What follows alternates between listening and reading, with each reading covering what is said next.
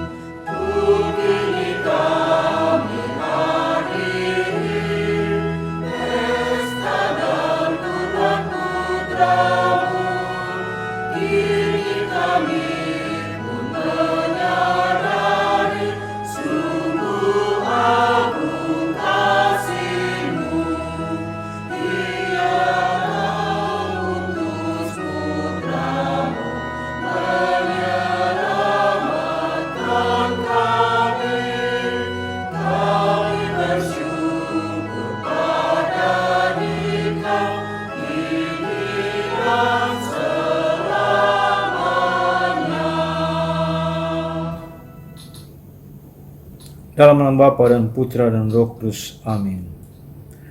Semoga kasih karunia Tuhan Yesus Kristus, cinta kasih Allah, dan persekutuan Roh Kudus beserta kita, sekarang dan selama-lamanya.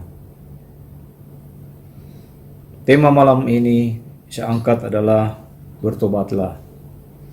Bacaan pertama firman hari ini, Santo Paulus mengingatkan kita bahwa janganlah malu bersaksi tentang Tuhan kita, dan janganlah malu karena aku, seorang hukuman karena Dia. Dan dalam bacaan Injil, Tuhan Yesus mengingatkan kita bahwa tuaian memang banyak, tapi sedikit pekerjanya. Karena itu, mintalah kepada Tuhan yang empunya tuaian, supaya Ia mengirimkan pekerja-pekerja untuk tuaian itu. Semua ini supaya kita selalu bisa setia dan mau melayani Tuhan, supaya semua orang bisa melihat dan merasakan kasih dan anugerah Tuhan kepada kita semua, seperti bacaan firman yang akan kita dengarkan nanti. Untuk itu, mari kita menyatakan tobat kita dengan mendoakan. Saya mengaku kepada Allah yang Maha Kuasa dan kepada saudara sekalian bahwa saya telah berdosa dengan pikiran dan perkataan, perbuatan dan kelalaian. Saya berdosa, sungguh berdosa, saya sungguh berdosa. Oleh sebab itu saya mohon kepada Santa Perawan Maria, kepada para malaikat dan orang kudus, dan kepada saudara sekalian, supaya mendoakan saya pada Allah Tuhan kita. Semoga Allah yang Maha Kuasa mengasihani kita, mengampuni segala dosa, dan mengantar kita ke hidup yang kekal. Amin. Mari kita berdoa. Allah Bapa yang Maha Baik, kami bersyukur kepadamu atas rahmat anugerah kesehatan yang kami terima daripadamu. Malam ini kami bersyukur pula atas kasih-Mu. Kini kami berkumpul untuk mendengarkan sabda-Mu. Biarlah Roh Kudus-Mu menerangi budi dan hati kami, agar kami selalu bisa setia dan berjalan sesuai dengan kehendak-Mu. Dengan perantaraan Yesus Kristus, Putra-Mu, Tuhan kami, yang hidup dan berkuasa bersama Dikau dalam persekutuan Roh Kudus, Allah segala sepanjang masa. Amin. Mari kita dengarkan bacaan pertama. Bacaan dari surat kedua Rasul Paulus kepada Timotius. Dari Paulus, Rasul Yesus Kristus, yang oleh kehendak Allah diutus memberitakan janji tentang hidup dalam Kristus Yesus kepada Timotius, anakku yang terkasih. Kasih karunia, rahmat dan damai sejahtera dari Allah Bapa dan Kristus Yesus, Tuhan kita, menyertai engkau. Aku mengucap syukur kepada Allah yang kulayani dengan hati nurani yang murni, seperti yang dilakukan nenek moyangku. Aku selalu mengingat engkau dalam permohonanku, baik siang maupun malam. Dan bila terkenang akan air mata yang kau curahkan, aku ingin melihat engkau kembali supaya penuhlah kesukaanku. Sebab aku teringat akan imanmu yang tulus ikhlas, yaitu iman yang pertama-tama hidup di dalam nenekmu Lois dan di dalam ibumu Yunike, dan yang aku yakin hidup juga di dalam dirimu. Karena itulah kuperingatkan engkau untuk mengobarkan karunia Allah yang ada padamu oleh penumpangan tanganku atasmu. Sebab Allah memberikan kepada kita bukan roh ketakutan, melainkan roh yang membangkitkan kekuatan, kasih, dan ketertiban. Jadi, janganlah malu bersaksi tentang Tuhan kita, dan janganlah malu karena aku, seorang hukuman karena Dia. Tetapi berkat kekuatan Allah ikutlah menderita bagi Injilnya. Demikianlah sabda Tuhan.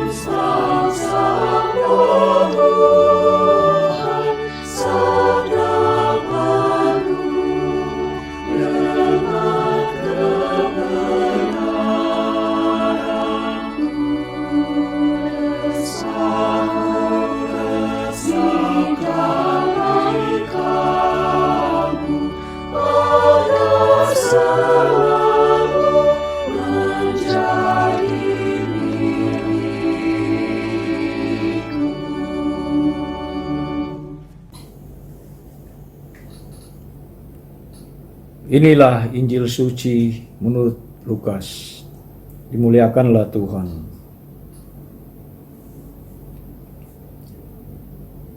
Pada suatu hari, Tuhan menunjuk 70 murid, lalu mengutus mereka berdua-dua, mendahuluinya ke setiap kota dan tempat yang hendak dikunjunginya.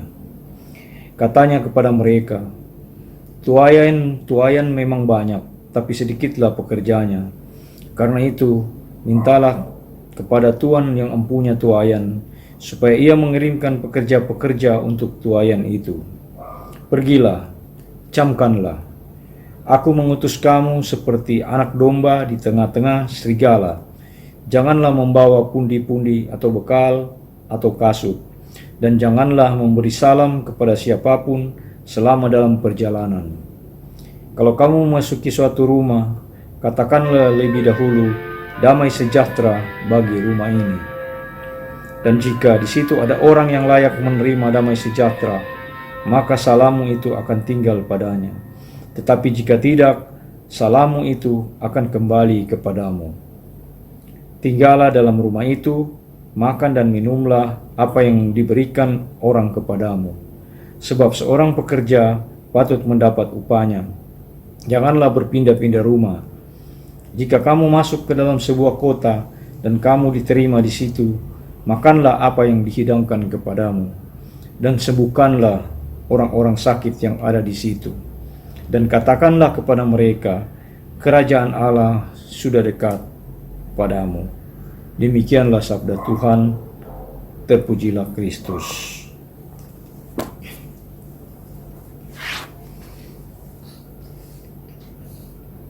Bapak Ibu yang terkasih dalam Kristus, beberapa hari yang lalu kita Rukun Santa Agnes memperingati hari ulang tahun rukun kita.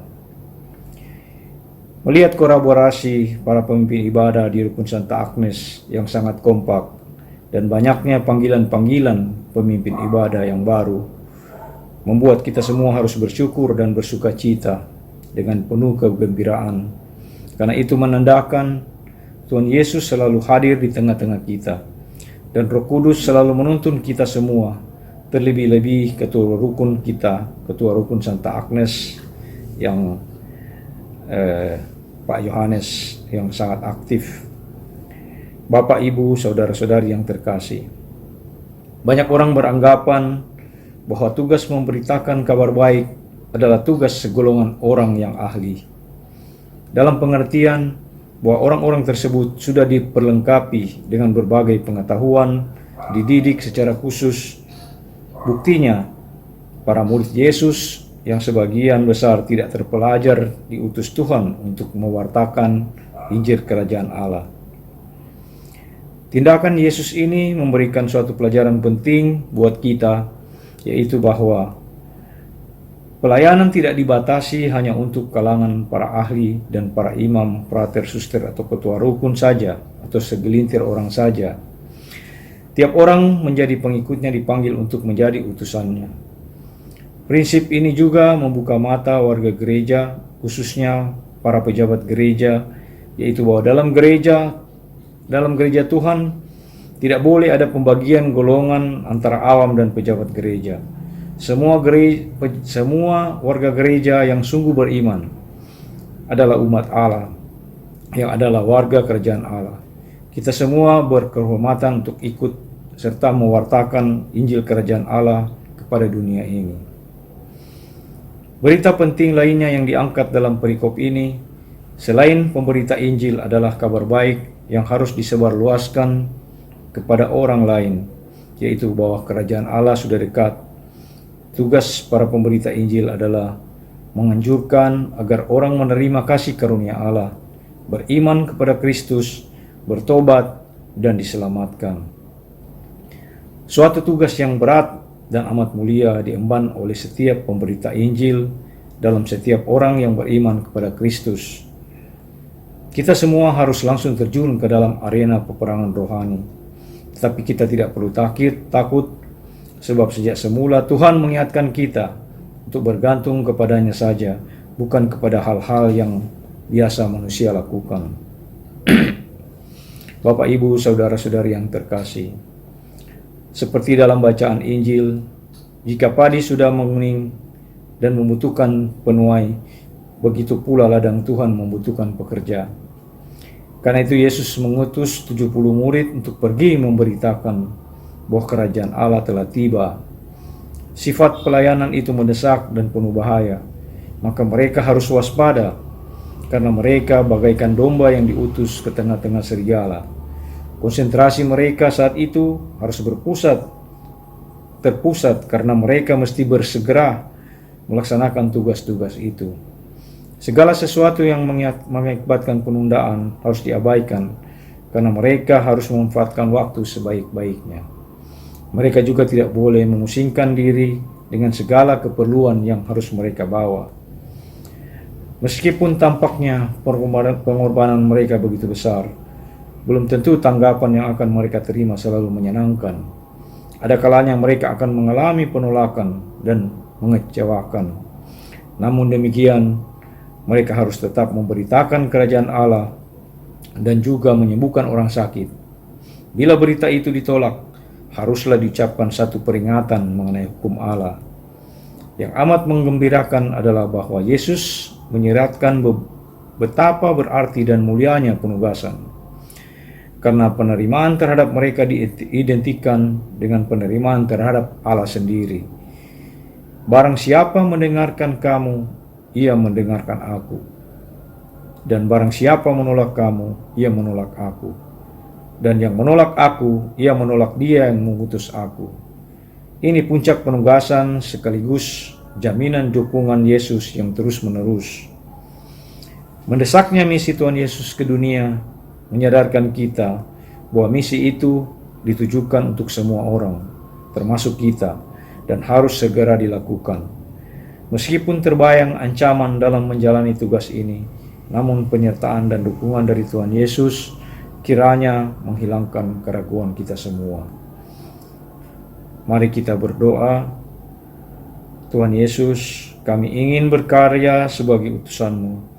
Kuatkanlah iman kami dan curahkanlah kuasa-Mu atas kami ketika kami takut dan merasa lemah. Amin. Semoga demikian. Mari meningkatkan iman percaya kita dengan syahadat singkat. Aku percaya akan Allah Bapa yang Maha Kuasa, pencipta langit dan bumi, dan akan Yesus Kristus, Putranya yang tunggal Tuhan kita, yang dikandung dari Roh Kudus, dilahirkan oleh perawan Maria, yang menderita sengsara dalam pemerintahan Pontius Pilatus, disalibkan, wafat dan dimakamkan, yang turun ke tempat penantian pada hari ketiga, bangkit dari antara orang mati, yang naik ke surga, duduk sebelah kanan Allah Bapa yang Maha Kuasa. Dari situ dia akan datang mengadili orang hidup dan mati. Aku percaya akan Roh Kudus, Gereja Katolik yang kudus, persekutuan para kudus, pengampunan dosa, kebangkitan badan, kehidupan kekal. Amin. Mari kita masuk dalam doa umat. Marilah kita berdoa kepada Bapa di surga, supaya setiap persoalan yang kita alami saat ini selalu mendapat kekuatan dan penyertaan dari Allah Bapa, dan wujud doa-doa kita dikabulkan Tuhan. Bagi pemimpin gereja, semoga Allah Bapa selalu menuntun para pemimpin gereja untuk bisa mengayomi para umatnya, sehingga tercipta kedamaian di dalam kehidupan umat manusia. Marilah kita mohon, kabulkanlah doa kami ya Tuhan.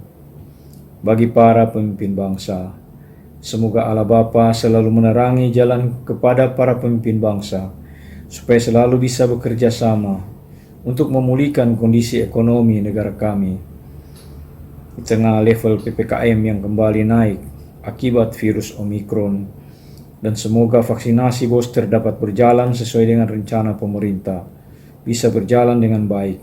Marilah kita mohon, kabulkanlah doa kami ya Tuhan.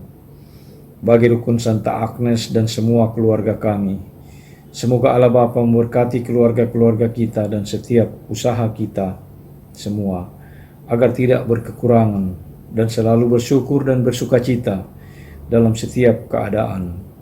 Marilah kita mohon, kabulkanlah doa kami ya Tuhan.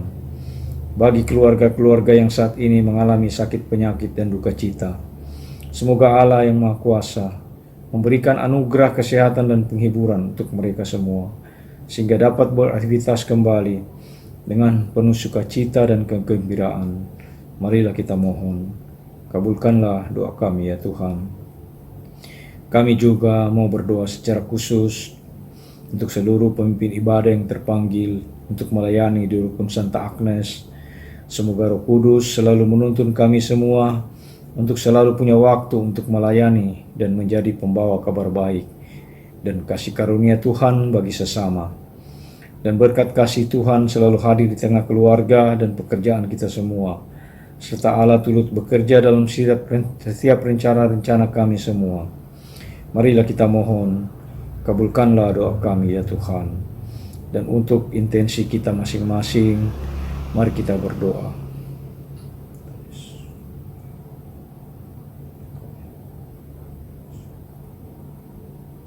Marilah kita mohon, kabulkanlah doa kami ya Tuhan. Allah Bapa yang Maha Baik, demikianlah permohonan kami ini. Semoga Engkau mau mendengarkan dan mengabulkan segala permohonan kami ini. Amin. Mari kita satukan semua doa-doa kita dengan doa yang diajarkan Tuhan Yesus kepada kita. Bapa kami yang di surga, dimuliakanlah nama-Mu, datanglah kerajaan-Mu. Jadilah kehendak-Mu di atas bumi seperti di dalam surga. Berilah kami rezeki pada hari ini, dan ampunilah kesalahan kami, seperti kami pun mengampuni yang bersalah pada kami. Dan janganlah masukkan kami ke dalam pencobaan, tetapi bebaskanlah kami dari yang jahat. Amin. Mari kita berdoa. Tuhan Yesus, Engkau mengajarkan kami untuk selalu setia kepadamu. Utuslah Roh-Mu untuk membimbing kami semua, memberikan kekuatan dalam menghadapi tantangan-tantangan dalam dunia ini, agar kami selalu setia, selalu bisa menjadi murid-Mu, selalu bisa melayani-Mu dengan penuh sukacita, karena Engkau yang hidup dan berkuasa untuk selama-lamanya. Amin. Mari kita mohon berkat Tuhan. Tuhan beserta kita sekarang dan selama-lamanya. Semoga kita sekalian dan orang-orang yang kita kasihi senantiasa dibimbing dan dilindungi oleh berkat Allah yang Maha Kuasa, Bapa, Putra, dan Roh Kudus. Amin. Saudara-saudara sekalian, dengan ini ibadat kita sudah selesai. Syukur kepada Allah. Mari kita pergi menjadi saksi damai. Amin. Santo Fransiskus Assisi, doakanlah kami. Santa Agnes, doakanlah kami. Amin. Marilah kita membangun dunia ini.